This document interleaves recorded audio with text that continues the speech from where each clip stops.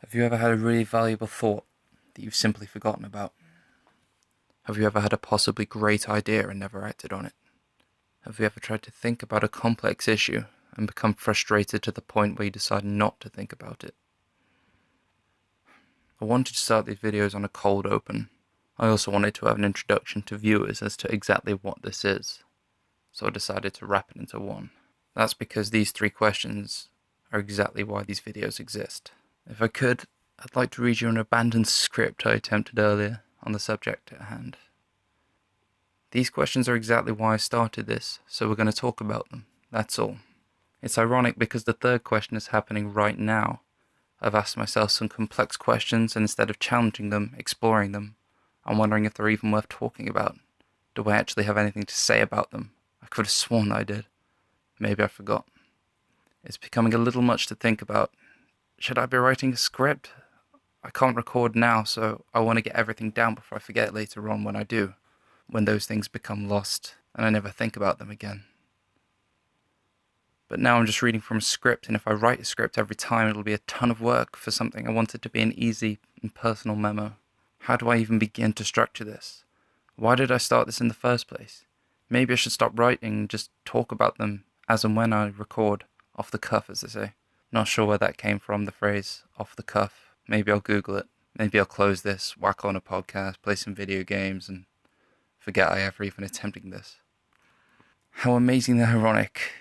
My first episode of this unlabeled thing, the topic of which is how ideas and thoughts get abandoned and complex issues are never resolved because they're challenging, and here I am, resisting the urge just to abandon these ideas because all this is getting a little bit challenging. Isn't that amazing? Now that I found myself going into tangents, I realised that I should have just waited until the recording before I write an entire script to read from. Catch you later. I ended on catch you later. I don't think I've ever said that before. Still from the script, but a little bit off of it. In the end, I realised that the purpose of these was to avoid these three things happening, to explore and store my thoughts and share them with those interested, and so I should do just that. Think and speak, not write and read. If the whole process is getting in the way of the purpose, then change the process. Of course, there's a piece of my brain wondering if this is right, and it's getting a little challenging and thus on the road to abandonment, so the script really does end here before it gets out of hand. It happens to me all the time. I'll think of something, I'll have a really valuable thought, something that I consider at the time to be intelligent or something of a revelation. It's probably not. 90% of the time, it's probably not. I'm no modern philosopher or have any grand aspirations of anything of the sort, but sometimes I have a thought to myself that I think, wow, if I keep that, if I store that, if I internalize it and make it into a habit, maybe I can make some real changes to my life. Maybe if other people realize these things, they can make some changes to theirs. I think this is why the subreddit shower thoughts exist. I mean, nowadays, to be fair, it's kind of quirky little happenstances. I mean, I could get the subreddit up now and read some examples. When I reddited at home, I always thought the NSFW, that's not safe for work, tag was overused. Now that I have an office job, I understand why it is used so often. Being born increases your risk of dying to 100%. If we had not invented shirts, a stick figure on women bathroom would have boobs drawn on. As the customer service employee, there's nothing I love hearing more than "it's okay, it's not your fault." When you cut wrapping paper and then scissors starts to glide, I imagine that's what heroin feels like. If my data is used to stream an ad, I should get paid for it. So it's little stuff like this that isn't really anything grand or life-changing, but they're the kind of thoughts you just have and you want to share. The kind of thoughts I'm on about do tend to happen in the shower, which is why I bring it up. It's about the only time I allow myself alone with my thoughts anymore. And even then, not all of the time, because I often have music on. During the rest of my time, I'm listening to some podcast. I'd like to pretend that I was listening to audiobooks, and that's what I tell people a lot of the time. Yeah, I listen to podcasts and audiobooks whilst I'm doing things, but it's never an audiobook. It'd never be anything so productive. And it's not educational podcasts either. It's usually gaming ones or things like HI that are just people musing on the everyday. I like to pretend I'm more productive when I tell people what I'm actually doing. It's more co-optional and less God is not great. Although I have read that one. It's fantastic. Christopher Hitchens is still one of my favourite authors and somebody I look up to a lot in some aspects. There's one of those thoughts. I can feel it creeping in now, one of those, maybe people should look at this differently, because I just said I look up to Christopher Hitchens, and a lot of people would say that about a lot of other people. A lot of people look up to musicians, a lot of people look up to celebrities, actors. I say I look up to Christopher Hitchens, but I'm sure there's some of you out there who can't stand the guy. And I'm sure the criticisms you have of him a lot of the time I'd agree with. He interrupts so much. The guy has a lot of valuable things to say, and don't get me wrong, if I'm listening to something that he's partaking in, I want to hear him speak, but there's a lot of times that unless a adjudicator steps in, that he will just not let the other person speak. And that's unproductive. He can also be a little bit inflammatory. He can say things that I'm not sure whether or not he means for the sake of impact.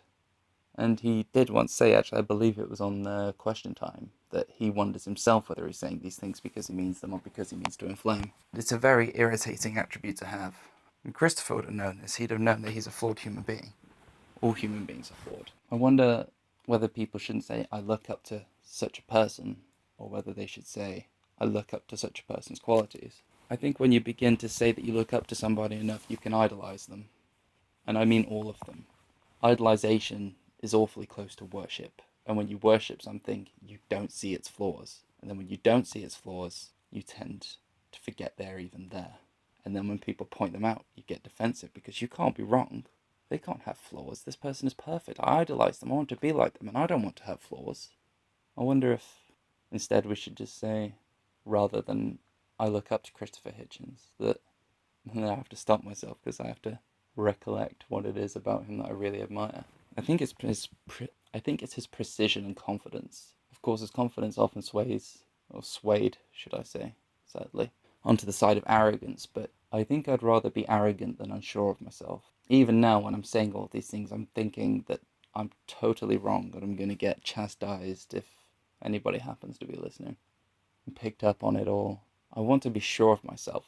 I'm not only sure of myself, I want to be able to convey my opinions in a clinical way, in a way that somebody can't misunderstand. And of course they always will, but I would like it to be their fault and not mine. I'd also like to be well read, well travelled, but laziness and anxiety will surely see that I'll do neither of those things. It really is the confidence and preciseness that I like about him. Again, liked. That's the kind of thought that, had I not been speaking now, would have escaped me. That isn't something that I'm going to recall at a later date. That would have been gone. And maybe you'll think it's worthless. Maybe in a week's time I'll think it's worthless, but right now it feels important. And even if it is worthless, the fact that I thought it at all isn't. Thought processes. Cut that thought processes. It's like tattoos. I do have one tattoo. It's the extended version of the album cover of The Hunting Party. If you care to Google the vinyl, or maybe I'll put it on screen if I'm feeling productive, you'll see that the vinyl version has a slightly different cover with a full figure that the original album only has a piece of. A lot of people have said, well, what if one day you don't like Linkin Park? What if one day you don't like The Hunting Party? What if one day you don't even like the design? Which is often my response to the first two questions, that I just like the design independent of the band. There are plenty of things that when I was 18, let's say, a few years ago now, that I would have liked to have had tattooed, and because I didn't have the financial means, I never had it done. So, in the end, I didn't. And I wonder now, if I had those tattoos, would I be regretting them? And I don't think I would, because all they would be is reminders of the person I was. We are ever changing, and for that reason, a lot of people would see tattoos as a little irresponsible. But if in, say, 4 years' time, maybe longer, maybe shorter, I don't like Linkin Park, although I can't see that happening, being as I've liked them since I was 3 years old. I don't like The Hunting Party, again, possibly, but a little bit more likely. Or I don't like the design, which I can't foresee again, but it's all possible. Or what then? Well, then I look back at the time in my life when I got it, and how I felt about it. And that's okay, that's a reminder. That's all it'll be then. It'll be a reminder of what I was, and that's okay. If I am a worse person further on down the line, worse than I am now, I can look back and maybe give myself a kick up the arse. Say, come on, you need to make some changes. I can look at that tattoo as a reminder of how much better I used to be and try and use that to motivate myself to be better again. And if I'm a better person, I can look back and say, look how far I've come. That's kind of what I mean about these thought processes. Even if in a week's time they're useless, I can look back and go, oh, I thought that. What do I think about that now? How far have I come? How have I regressed? And of course, by putting them in the public format, I give other people a chance to get access to them as well, have their say, or ridicule me for even partaking in this exercise at all, or in the way that I talk, the annoying droning of what sounds like a prepubescent voice on a 24-year-old, my seeming snobbishness and pretend intellectualness. The word pretend being very operative there, as I just used the word intellectualness, and I'm really, really convinced it's not a word.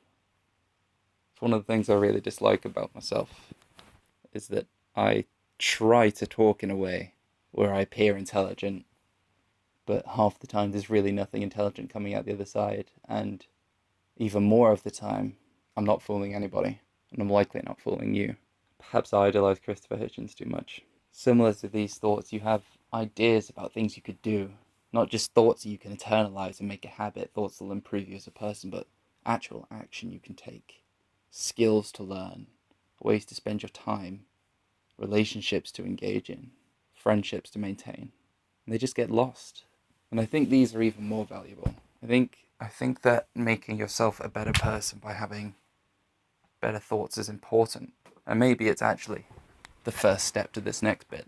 I think making yourself a better person is important by internalizing these thoughts or leaving them by the wayside if necessary, but it might even be the next step into this one.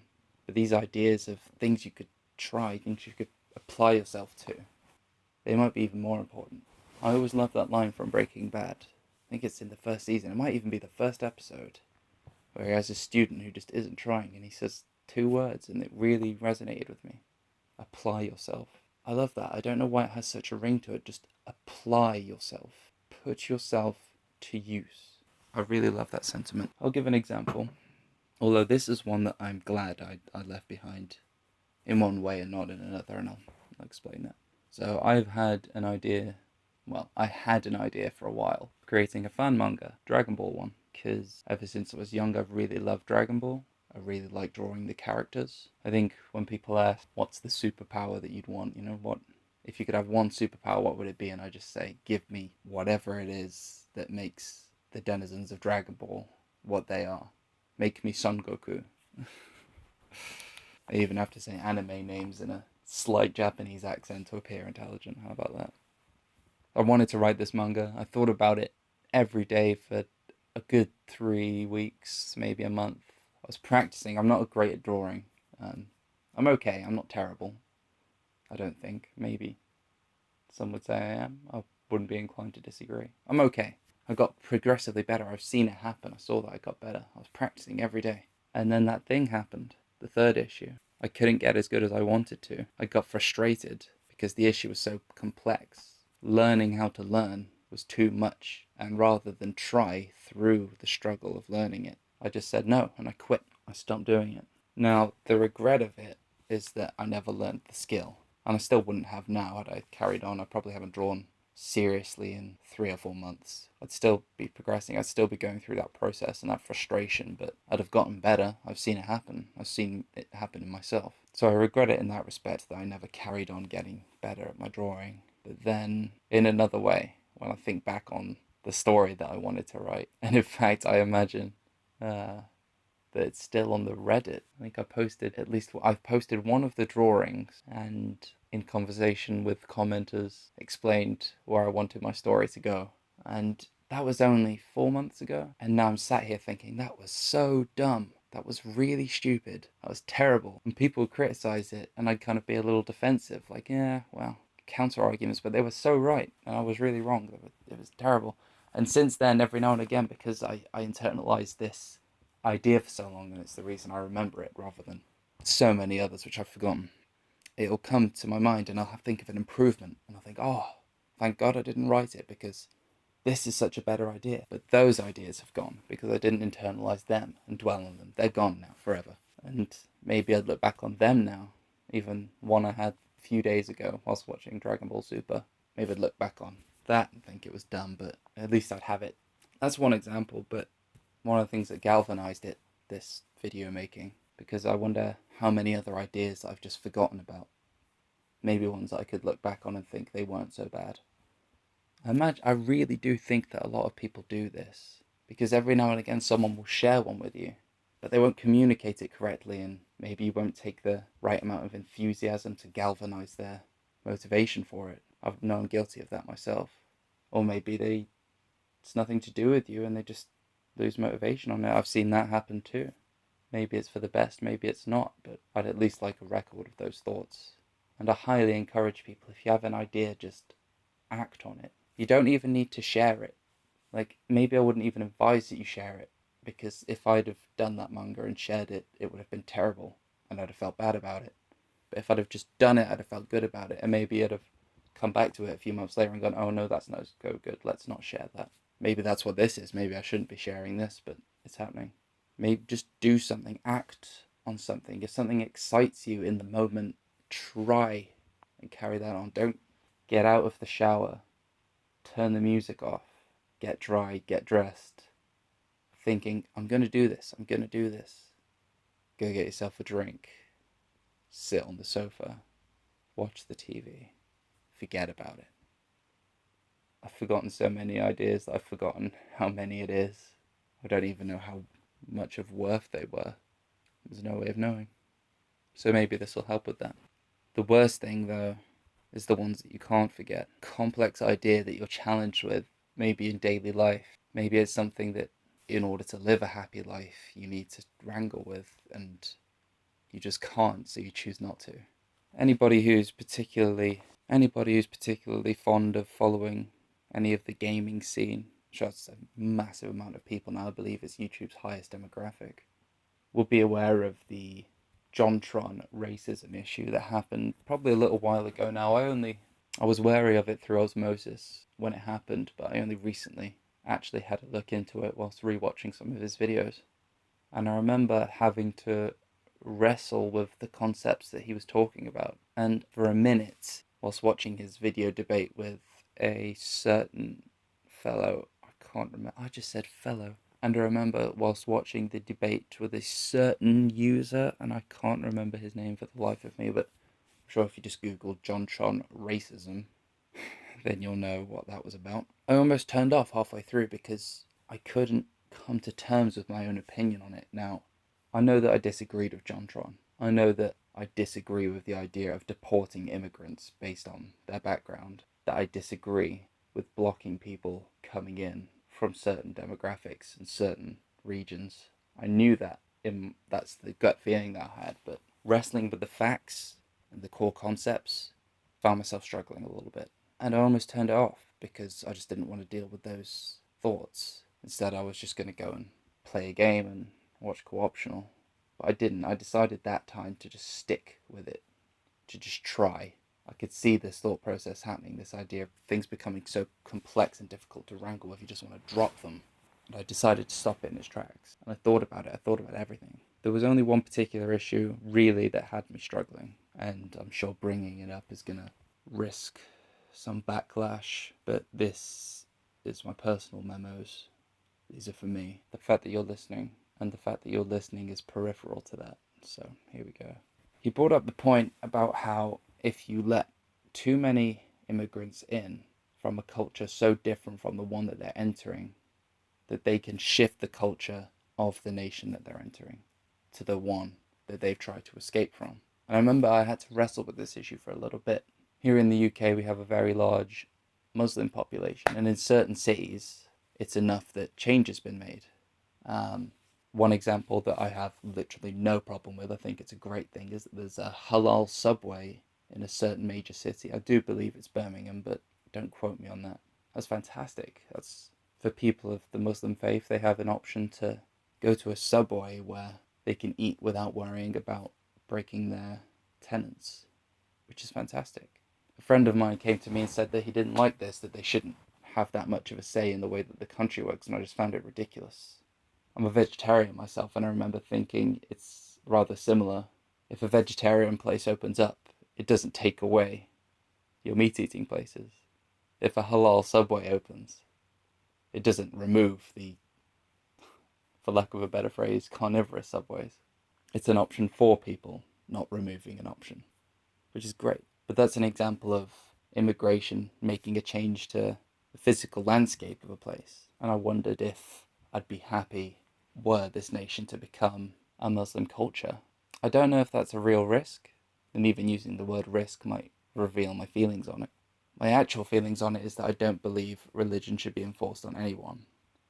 That the problem with the nations that these people are escaping from, or just moving from in general, is that the Muslim faith is implemented into law, into government, and into society. The line between culture and religion is being blurred, and I don't like that personally. But that makes me wonder, are we living in a Christian society? Well, nobody has to be Christian. Nobody has to abide by Christian laws. Nobody has to pray. Nobody has to wear a certain thing. And then I thought to myself, but yes, we sort of do. You can't go around naked in public. And if I'm not mistaken, that comes from Christian values of modesty. Please, if anybody knows better on the subject than me, then feel free to correct me. But I believe being a Christian nation in the past, it's not that those laws are implemented today because it's a Christian thing, it's because being an actually Christian nation of the past where state and religion are not divided, those values may have just carried over. Is that any different? Well, of course it is. And then you opens up another myriad of questions, and this is it. I'm getting too far into the actual issue here, but the point is that this conversation with myself will never stop. But I can't handle that. I need to have a conclusion. I need to know what I think. I need a resolution to the issue. How could any intelligent person not know what they think about something that they've really thought about? Maybe that's not the right way to do it. But what does happen is that I reach the point that I've just reached, and I give up. I stop. I stop thinking about it. I procrastinate, and it's gone until it's brought up in conversation, until it's brought up in life, and then you have to deal with it again, and you're not prepared, and that's not good. I'm not sure what the solution is here, ironically. Maybe you're just supposed to, I think, a thought that I've had that I'm glad is now going to be memorized, is that I think maybe you don't need to reach conclusions on complex issues. But that's wrong, isn't it? Because then how will anything change? How will anybody motivate anyone to do anything if they can't agree, if they can't even agree on their own thoughts? See, it's happening again, and I would just want to abandon that train of thought and move on with my life. Stop the recording. Never upload it. Browse Reddit for a bit. Browse Reddit for a while. I think the conversation has to go on, and you have to be okay with the idea that your mind can change, and that you cannot run away from important issues. The one I'm battling with at the moment is what makes a happy relationship. I'm not in one myself, and I'm not really in a place in my life where I'm looking for one. But I do know people who are battling is the wrong word. But I do know people who are in them, who are struggling with relationships that are difficult, and I wonder where the line is. You can't be in a relationship where you're just eternally happy. There is work involved. But if it's nothing but work, is it worth it?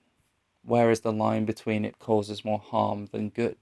Is the traditional family unit even viable anymore? And I keep having these things brought up in my life because people I care about around me are dealing with them and I want to help them deal with them. But every time it comes up, I argue myself into a circle, sigh and sort of say, well, I don't know. And then we'll talk about something else. Conversation about these things is important and you can't just give up on them. You can't just let it be forgotten. It's okay if you haven't necessarily reached a conclusion on something, I think. As long as you're talking about it, as long as you're open to listening, and as long as you're okay with retorting people, not just accepting it. I had a conversation with a guy last week sometime at a small play the family member was putting on about, interestingly enough, the most recent Linkin Park album, and he just kept saying things I disagreed with, but I found myself agreeing with him. I guess it's impolite to tell somebody they're wrong, or even just tell them that you disagree with them. I don't think he was wrong, I just didn't agree. And would it have made for more interesting conversation had I just given my own thoughts instead of agreeing with his? Would it have made me rude? Does it matter? Probably never going to see him again. It does matter when it's somebody you want to stick around, and that's where the issues come in. So then you feel you need to know what you're supposed to do in that situation, and then you wrap your head around it and you argue in circles, and I don't know. I fancy playing a video game and listening to some nonsense. Forget about it. And then every time the issue comes up, you'll circle back around, and the same thing will happen again, and you never get anywhere. I wonder if the people in the world who feel like they don't have this problem, I wonder if the people in the world who appear not to have this problem, who appear so sure of themselves, I wonder if they're so together and so sure of themselves that they've thought about these things and reached conclusions and know how to act and how to be and how to think, or whether they just haven't even bothered to think about it. And I wonder whether that's a good or a bad thing. I really don't know. And there I go again. I didn't even do that for the purpose of the video. I just said, I don't know, and I was about to move on. I think most people do wrestle with these issues internally. Some people are just better at acting than others. And I think other people are just sure of themselves, naturally. They don't need to think about it. And I'm sure some of those people are just dumb, unintelligent people who are just going through the motions and not thinking about things, not concerning themselves with what other people think. I'm sure some of them are very intelligent and just have a natural way of getting through life in a good and creative, positive, productive way. See, that's the problem with trying to draw conclusions, isn't it? That there can be more than one. And if you're talking about people's thoughts and behaviors, then there is always more than one. It's always a case-by-case basis. Maybe I shouldn't even be thinking about those things. Maybe that's why you should not think about these things. Maybe just do it case by case rather than trying to reach an overall conclusion on it. I mean, things that you're faced with every day can't be forgotten. I want to finish this video by talking about a topic that is more along the lines of what you'll see in the future from me. The kind of thoughts that I want stored. That topic is motivation. I was watching a video earlier of a guy who only had one leg. I think his leg was missing from the knee down. So he had one of those prosthetic, sort of springboard looking prosthetic legs. He was on one of those challenge TV shows where they set up an obstacle course and the person has to complete it. The guy was somebody who was clearly very motivated. To have lost a limb and be in the shape that he was in, he was clearly just a motivated person. To be in the situation that he's in, be fantastically fit and healthy, and putting that healthiness and physical ability to the test on national television. He's clearly a motivated person. I saw this on Facebook. I don't tend to use Facebook too often, but I was using the Messenger feature to talk to a friend, and this friend sent me the video. And this is a friend who isn't particularly motivated, who doesn't actually do too much with their life. Not unlike myself. I'm no longer that motivated. It used to be. And the phrase that she put alongside the video was that this was so inspiring. But you see that kind of video all the time on social media, of people doing amazing things. I'm reminded of a couple of things on Russell Howard's Good News that I'm sure most of you have seen, where he does a good news segment at the end, like a really good news segment. And there was this one guy who had all of his limbs missing, no arms, no legs. If I'm recalling correctly, he could stand upright and sort of move around. Not as effective, of course, as somebody with legs, but he can get around. And he was talking to a group in a theatre in sort of a TED Ed kind of environment about motivation, about how he was given a bad lot in life, but he's making the best of it and he's happy, and that anybody can do that. You can make the best of everything. You can be good to people. And you see that, and I see that, and I sit there and say, that's incredible. That's inspiring. For that kind of motivation, for that kind of positive attitude to be coming from somebody who is in a situation that many of us probably couldn't deal with, it makes you want to go out and live your life and do something good with it. But then you turn off the video and you carry on with your day and you forget about it. But for that moment, you were inspired. And you really were inspired, but it didn't matter. And it was the same with this video that this friend sent me. I saw it and I was inspired, and then I booted up Dark Souls 3 and I forgot about it. I don't think that most people who look at these motivational things, these inspirational things, actually get inspired by people. I think what they're actually doing is getting motivated vicariously through them. If anybody's not familiar with the term, living vicariously is like living through somebody else. You watch what other people do and you feel that you get a small part of it, and so you feel satisfied. It's probably why I like Dragon Ball so much. So instead of living vicariously through these people, they get motivated vicariously through them.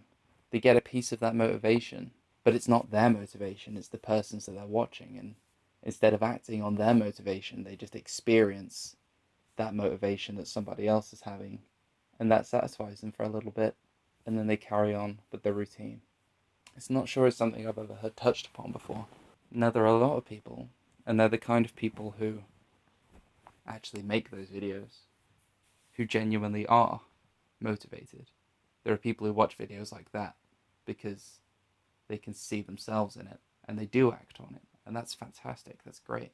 But it amazes me that I'm still following the Get Motivated subreddit, and I'll see these motivational quotes, motivational speeches, motivational videos when I'm not motivated at all. And I wonder how many other people are like that. I used to be motivated. I used to be one of those people. When I was in college, I used to train all the time. I used to be into bodybuilding.